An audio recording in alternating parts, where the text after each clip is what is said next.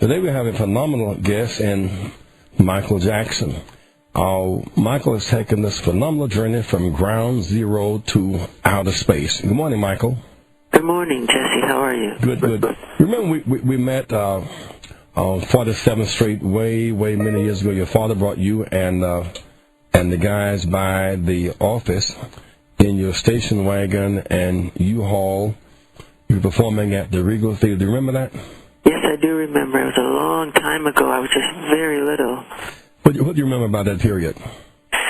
Oh, I remember what we were wearing, kind of like dashikis and bell-bottom pants. And I just remember the love from the public was very great in accepting what we had to offer. And the support from, the people at that time was just beautiful. The black people was fantastic.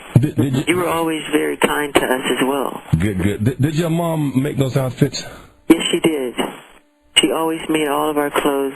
My mother would sew and stitch everything. Everything we wore before really making it at Motown. I remember so well that Junius Griffin came over with your dad and asked, could you guys be a warm-up act at Expo, and we had to make room for you in our schedule. Then you guys stole the show. Oh, I remember those shows.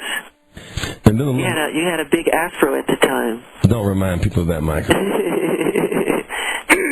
You did so very well. But during that time, you were just getting hooked up with Motown. Who discovered you for Motown? Well, in complete truth, it was Gladys Knight and a guy named Bobby Taylor. And they were on the bill of some of the shows we were doing. They used to be like, you would do a show and there would be 20 to 30 acts. It was very much like vaudeville. You would do just a certain amount of songs and you would go off. And they were always on these shows and they would watch us. And they were so impressed with what we were doing. And Berry Gordy wasn't interested at first, but eventually he loved us and wanted to sign us. And after being signed, since Diana Ross was their biggest star at the time, they used her as the vehicle to introduce us to the public. The first album was called Diana Ross Present the Jackson 5. At that time, who were your favorite artists? Oh, God, I love Diana Ross, and I love James Brown, and I still do. I love all these artists still to this day. I love Jackie Wilson, the real showstoppers, the real entertainers. Sammy Davis Jr., I loved him as well. Did you get any of your moves from Jackie Wilson? Oh, yes, of course. All of these artists inspired me very much. I couldn't help from being inspired by these great entertainers. A little later, remember we were out in Los Angeles, and at that time, Suzanne DePass was the godmother for the group, and she had you and Fred Siegel shopping for some jeans. Yes. You remember Suzanne DePass? She was so wonderful. She was pretty much our manager with my father at the time. And Tony Jones. They were all wonderful people, and I thank them from the bottom of my heart, She was such a wonderful person, and she remains. She's so top-notch in that what she does. Yes, she is. She was very helpful and instrumental in the early days of our career, and she remains a friend, and I do miss her. I haven't seen her in a while, but she's a wonderful person. So is Berry Gordy. Michael, in this whole developmental period, I would call it ground zero, like Gary and the Regal Theater and the Expo and the early meeting of Berry Gordy and Motown. If you reflect, what is this period, what about it do you remember the most? Which period is this now? This kind of Gary to the Regal Theater to Expo to meeting Gladys Knight to going to Motown. What about this period that stands out the most in your mind? This period, for me, what stands out is, because I was so young I was like around 8 or 9. I just remember the environment, what it was like, all the music I was hearing, because my father played guitar, my uncle played guitar, and every day they would come over and they would start, playing great music, and we would start to perform to the music. And I remember seeing marching bands go down the street, and I remember the rhythm of the band and the beats of the drum, and every sound around me I seemed to record in my head and start making rhythms and dancing. And I used to dance to the rhythm of the washing machine. If my mother went to the corner store to wash the clothes, I would dance to the rhythm, and people would crowd around. I remember those kind of stories. They would crowd around pretty much and watch me. Those kind of little things. It's just reflections, really. Well, you remember you said that Jackie Wilson and James Brown and Sammy Davis were heroes. Did you ever see them perform? Yes, of course I did, and they were friends of mine, all these great artists. That's where I was so lucky, because I was just a little kid looking up to these people. We were real catatonic, awestruck with their talent.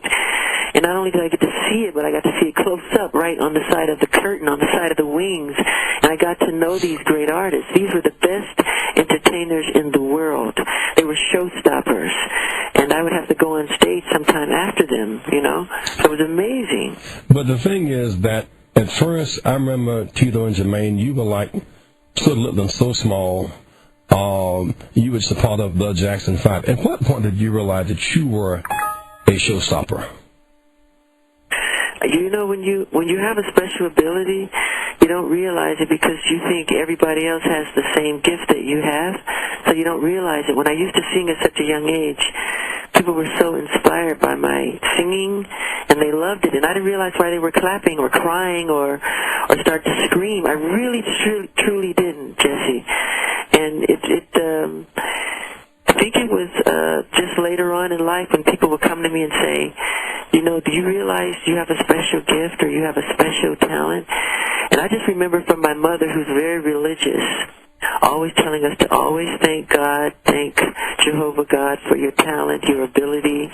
You know, it's not our doing, it's from above. So we were always humbled by people who would come with accolades or, you know, adulation, whatever it is, you know, and it was a beautiful thing. When did you stop going to school formally? Oh, that was very young. I think it was, oh boy. I think probably the fifth grade, fourth or fifth, I think. And then I had tutoring the rest of my life because we did so many tours and concerts and TV shows and then all the albums and the recordings because we would have 3 hours of schooling, then we would do the concerts, and then we would travel to another state or another country. And then by that time, you know, we'd do some concerts again. Then it would be time to record the next J5 album. Then after the J5 album, it's time for another Michael Jackson album. So I was, in my youth, as a little kid, I was always busy. I remember across the street from Motown recording studio, there was a park. And I used to hear the roar of the kids and the throwing of the football and the basketball. And I remember going to the studio every day, and I would feel kind of sad because I wanted to go to that park, but I knew I had a different job to do, you know. So we'd go in and make the records all day until late at night. Then you go to sleep, and you're up for the next day, just the same regimentation. To that extent, you missed a certain body of childhood experience. How did you compensate for this loss of ordinary childhood experience? Well, it's true, I didn't have a childhood, but when you don't have a childhood, like people like myself and other child stars, I would think you try to compensate for the loss.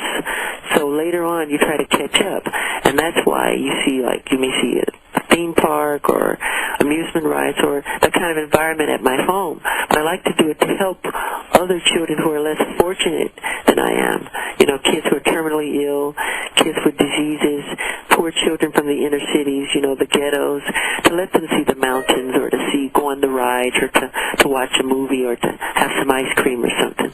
The other thing, of course, that was different about you, Michael, you did have a family. How many was in the family? The immediate Jackson family? Yeah. It was originally 10 of us. There's nine. And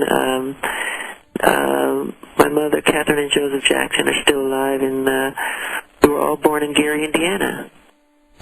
Well, in that setting, did Tito and Jermaine beat up on you and give you some normal childhood experience of being a little brother?